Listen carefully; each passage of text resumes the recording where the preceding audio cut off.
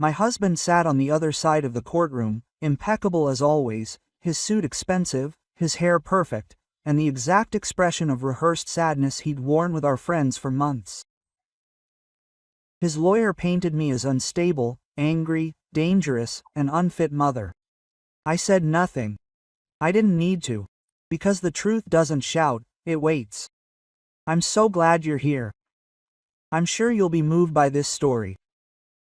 But first, like, subscribe to the channel, and tell me in the comments where you're watching my story. I want to know how far it's come. The judge adjusted his glasses, and I felt the weight of the moment press down on my shoulders like a wet blanket. The room smelled of old wood and recycled paper, that bureaucratic smell that sticks in your throat. Marcos crossed his legs with studied elegance, and I remembered how that gesture used to make me feel safe. Now it only made me feel nauseous. He spent 12 years convincing me I was crazy.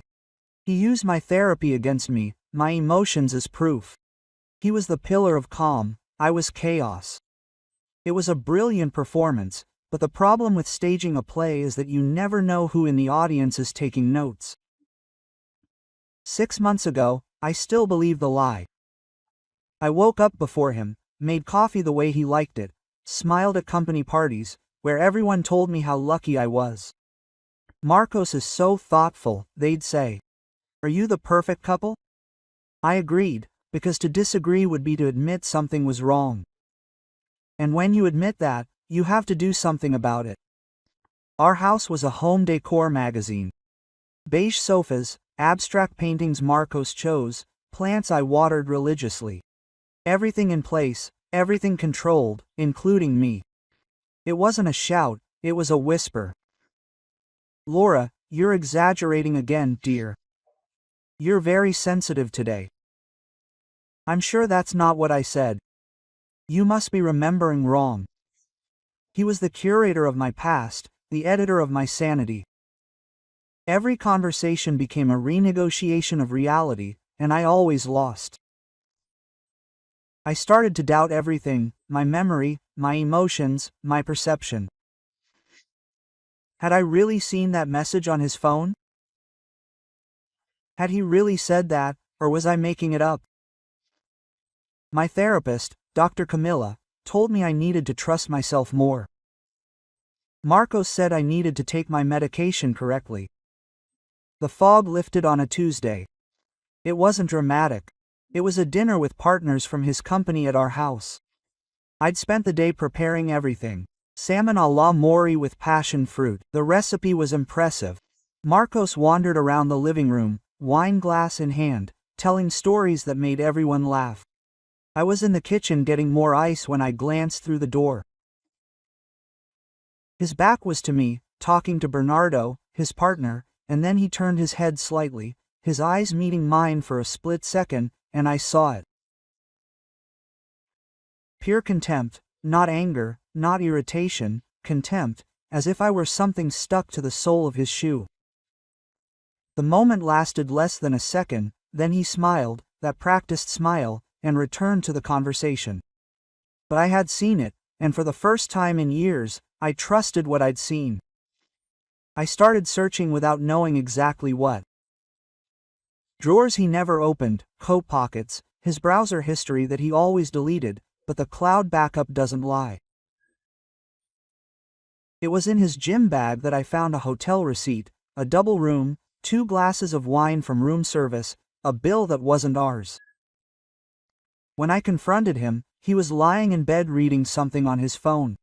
I placed the receipt on his chest, saying nothing. He looked at it, and I saw the machine working behind those brown eyes, calculating, deciding which version of the story would be most effective. Then he laughed. Laura, it's for a client meeting. You're being paranoid, quote. He sat down, took my hand with a gentleness that hurt. Honey, I'm worried about you. Maybe you should schedule an extra appointment with Dr. Camilla, quote. I felt the old doubt try to creep in. Was I being paranoid? Was there a perfectly rational explanation? But then I remembered that look, that contempt. I smiled, nodded, pretended to believe him. "You're right, sorry, I'm just a little stressed." Quote. He hugged me, and I felt the stiffness in his shoulders relax. His victory once again. But anger solves nothing. Information does. I stopped crying alone in the bathroom and started documenting spreadsheets, schedules.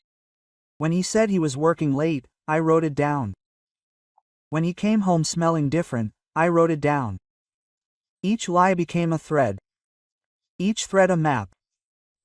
And in the middle of this map, the same name always appeared in his emails, in the deleted but recoverable messages from the backup. Patricia, his assistant, 25, ambitious, with a kind of loyalty that goes beyond the professional. I'd seen pictures of her at company parties, beautiful, studious, always with a smile that didn't reach her eyes when she looked at me. I didn't need to hire a private investigator. All I needed was the Wi-Fi password and his laziness in disabling automatic backup on our shared drive. The messages between them were all there, perfectly synchronized. I read them all in one night.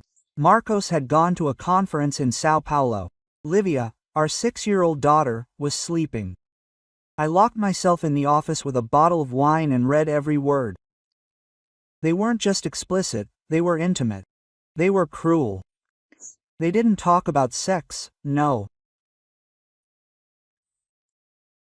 Mostly, they talked about me, about the divorce he was planning, about how clean it would be, because he had years of documentation about my emotional instability, the messages from his therapist that he forwarded to Patricia with mocking comments, my most vulnerable moments turned into private jokes. "She's pathetic," he wrote in a March message. "I can make her look like a monster and the court will believe me." Respected CEO versus emotionally unstable wife, no contest. Quote. Patricia responded with a heart emoji, and I can't wait to stop hiding. I finished the wine, saved everything in 3 different places, and made a plan. The following weeks were like a drama class. Marcos became kinder to me. A cold, calculated kindness. Kisses that meant nothing, touches that felt like an apology without an admission. He was rehearsing his affection like a performance, preparing witnesses for when he said he'd tried to save the marriage. The divorce papers arrived on a Thursday afternoon. He delivered them in person, tears in his eyes. "Laura, I didn't want to get to this, but for your mental health, I need to think about Livia. The house isn't safe with you like this." He cried in front of my sister, Julia. He told our friends he was devastated, but he had no choice. He built his narrative brick by brick. And I let him because he underestimated how well I understood control. I had already backed up all the messages, downloaded the videos he forgot to delete, from the cloud backup. But I knew I wouldn't need them. Not yet, because Marcos was predictable. He needed to win completely. And men who need to win completely always make mistakes. The mistake came 2 weeks before court. It was Sunday night. I was in the kitchen, exhausted after a day with Livia at the park. Marcos was in his office. I could hear his muffled voice through the wood, that tone he never used with me, soft, genuine. Livia had drawn a princess and wanted to show her father. She knocked on the door. There was no answer. She, with that quiet determination of children, turned the doorknob. The door was unlocked. I only found out later. Livia told me in that small voice of hers that she had snuck in because she wanted to surprise her father, but he was on the phone, and his tone startled her. It wasn't Dad's tone, it was different, cold, angry. She hid under his desk. Her tablet, the one covered in unicorn and star stickers, was in her hand. It was on, in the game that used the camera to create augmented reality worlds. When she bent down, the tablet fell face up. The camera was pointed at Marcos. She wasn't trying to record, she was scared, but the tablet recorded everything. I only discovered this the night before court. Liv was on the couch watching her old videos, laughter and cartoons. Then a different clip started playing. Marcos's voice filled the room. Quote, "Patricia, relax. I told you, the woman is an emotional mess. I documented every outburst, every therapy session. Yes, of course I told her I love her. It's the only way to keep her calm until court. The judge will look at me, look at her, and the decision will be obvious. He will never know what really happened. She's too weak to fight me." My hands shook, not from shock, but from recognition. It was the proof I didn't know I needed. Not my words against his, not emails he could claim were hacked. It was him, his voice, his cruelty, accidentally captured by ours. Daughter. Mommy, why was Daddy yelling at the phone? I hugged Livia. Don't worry, my love. Sometimes adults get stressed with work. That night, I copied the video everywhere I could think of. I watched it 3 times just to make sure it was real. The camera showed the underside of the table, his legs, and occasionally his face when he leaned over to pick something up. The audio was crystal clear. On the day of the court, I let Marcos believe he had won. I let him drag me into that room, confident, radiant, untouchable. His lawyer, Dr. Fabio, a 50-year-old man in a red tie, presented evidence of my instability, emails where I seemed overly emotional, testimonies from his friends about how I exploded at parties. My lawyer, Dr. Roberto, calmly countered, but I knew it wasn't enough. I knew the judge looked at Marcos and saw a successful CEO, concerned about his family, and looked at me and saw exactly what Marcos had shown me. Painted, a woman on the verge of collapse. Then the judge said, "I'd like to hear from the minor, Livia, can you come closer?" It was my lawyer who had requested this, following my exact instructions. Livia got down from the chair next to me, holding her tablet in her small hands. She looked at me once, and I nodded. She had rehearsed this with me the night before, but I didn't fully understand why. Quote, "Good morning, Livia," the judge said, trying to be kind. "A little," she replied, her voice small and straining in the quiet room. "Did you bring something to show me?" "Yes, I can show you something Daddy doesn't know I have." She saw Marcos's body stiffen. Dr. Fabio laughed, a short, dismissive sound, as if it were a childish trick. The judge hesitated, then nodded. Quote, "You can show me." Livia placed the tablet on the judge's desk and pressed play. Sound filled the room. First the noise of her game, that annoying digital music. Then something else, something sharp. Marcos's voice. Quote, "Patricia, relax. I told you." His smile disappeared before the screen even showed his face. I watched the transformation from confidence to confusion, from confusion to panic. Dr. Fabio stood, starting to protest, but the voice continued. Quote, "The woman is an emotional mess. I documented every outburst, every therapy session." The judge's gavel banged once, twice, but no to interrupt, to silence the gasps and murmurs that were beginning to fill the room. Marcos's composure shattered like glass. He turned to me, eyes wide, voice cracking. Quote, You planned this?" I didn't answer, just looked at my daughter. She smiled small, proud, innocent. She didn't understand the gravity of what she had done. She just wanted to show the truth, as I had asked. But I understood perfectly. I hadn't planned the recording, but I had built the perfect stage for it. And Marcos had written his own confession. The judge watched the entire video. 3 minutes and 42 seconds that destroyed 12 years of manipulation. When it was over, he looked at Marcos with an expression I had never seen on a judge before. Disgust. "Dr. Fabio, your client would like to review his custody petition." The court lasted another 2 hours, but the outcome was already decided. Dr. Fabio tried to argue that the recording was illegal, that it had been obtained without consent. Dr. Roberto calmly pointed out that the child had accidentally recorded on shared property, that the content clearly demonstrated psychological abuse and deliberate manipulation of the legal system. Marcos said nothing more. He just sat there watching it all fall apart. When the judge announced full custody for me, with supervised visitation for him, Marcos didn't react. His face was white, his eyes empty, the mask had slipped, and there was nothing behind it, just a man who had lost control. In the parking lot, he followed me. Livia was with my mother, already safe, no cameras, no audience, no more performance. Quote, "Do you think that makes you a good mother?" He spat, finally showing the anger he'd always hidden. Using her like that, I stopped, turned, looked into his eyes for the first time in months, without feeling that familiar doubt. Quote, "You use her first." He froze. "She heard you, Marcos. Every lie, every plan. Children don't forget what they hear at night. They don't understand, but they hold on to it. And one day they grow up and realize who really protected them." His eyes filled, but I saw no remorse, just panic. The fear of losing, not myself, not Livia, but the control, the narrative, the power. Quote, "Am I going to fix this?" he whispered. "I'll explain." "I won't," I said, my voice firmer than it had been in years.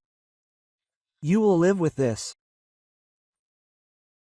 Every person who hears this recording, every friend who realizes who you really are, every mirror that shows the man you tried to hide, you will live with all of this.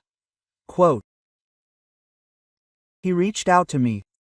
A final gesture of manipulation, perhaps, or perhaps genuine in that moment. I would never know. I recoiled. His touch had become contamination, and for the first time he realized he could no longer manipulate me, not through guilt, not through feigned love, not through rehearsed tears. I got in the car. Through the window I saw Marcos still standing there, alone in the empty parking lot, under the yellowish light of the streetlights. A small figure, despite his always impeccable posture. I was granted full custody. Marcos lost everything he used to define himself. His image, his history, his power. People whispered, friends disappeared. Patricia vanished before the ink was dry on the sentence. She blocked him from everything, I heard from a mutual acquaintance.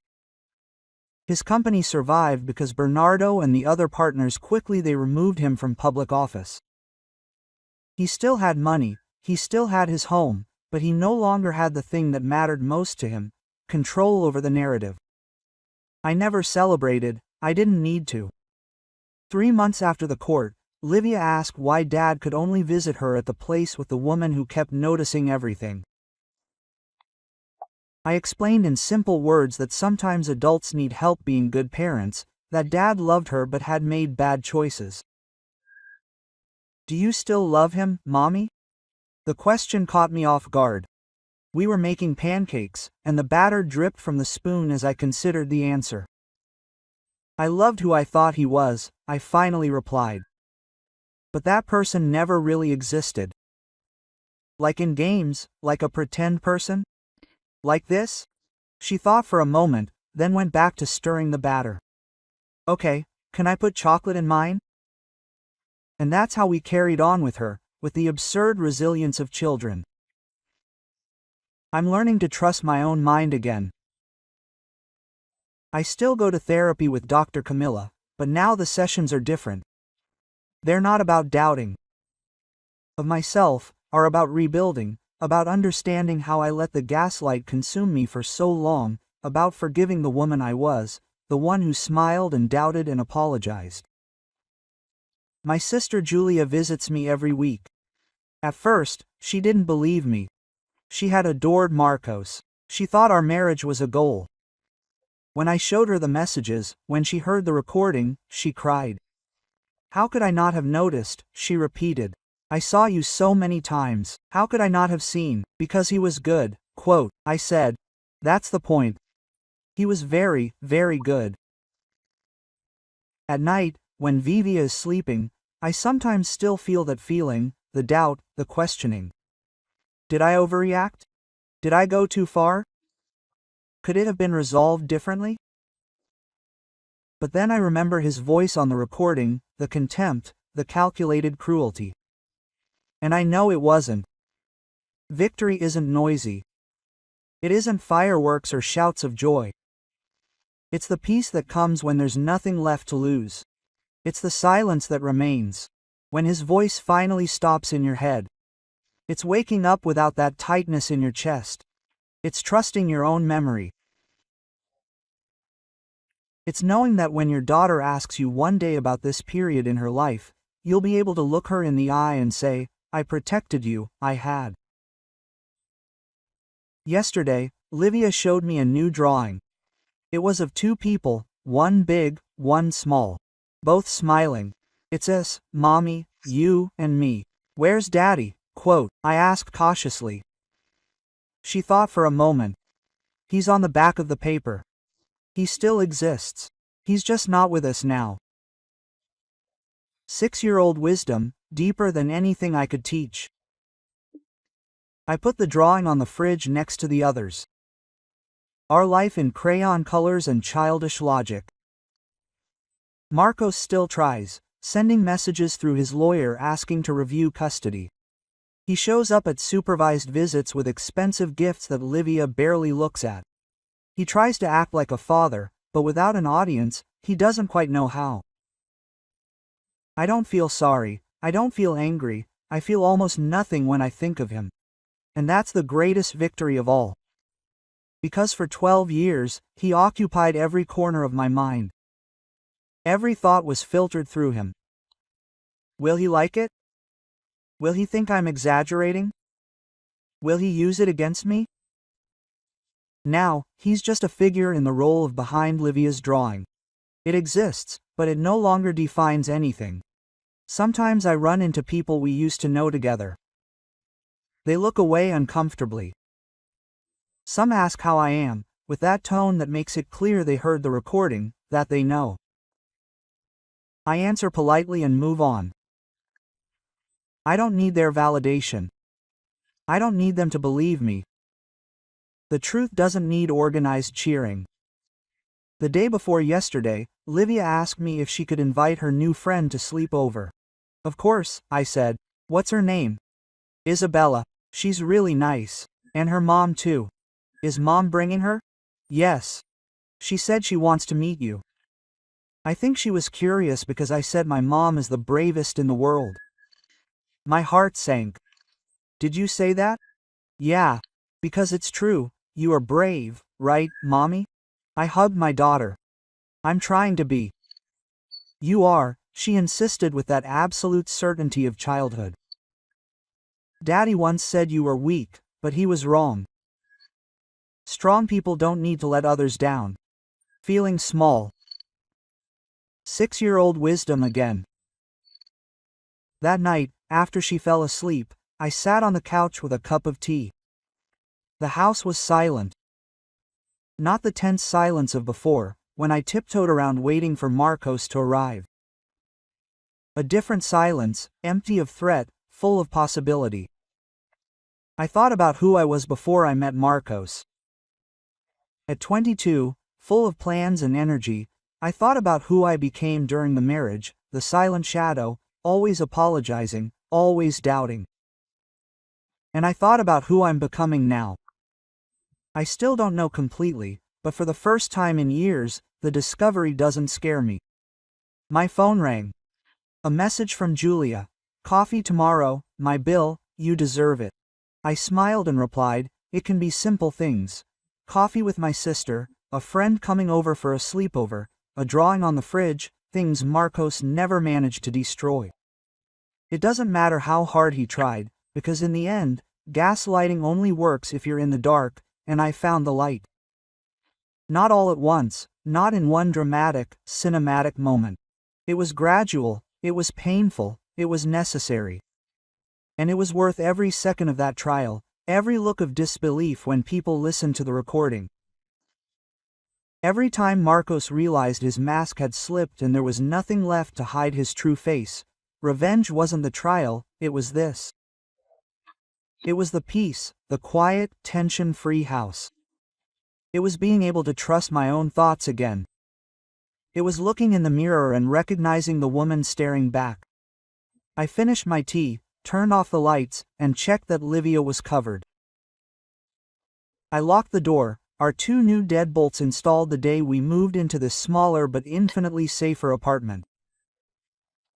Before going to sleep, as I do every night, I took 3 deep breaths. A technique from Dr. Camilla, to anchor me in the present. Breathe in, I am safe. Breathe out, I trust myself. Breathe in, I survived. Breathe out, I won. Breathe in, I am free. Breathe out, I am enough. And then I finally sleep, without nightmares about court or confrontations, without dreams where Marcos convinces me I'm crazy, without waking in the middle of the night with my heart racing, reviewing memories to confirm they were real. Just sleep, deep, restorative, mine. And for the first time in 12 years, that's more than enough.